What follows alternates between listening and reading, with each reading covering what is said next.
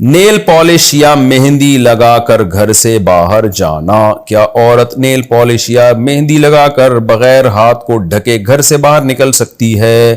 اور اگر نقاب میں ماتھا نظر آئے تو کوئی مسئلہ تو نہیں ہے؟ بنت راشد لاہور سے.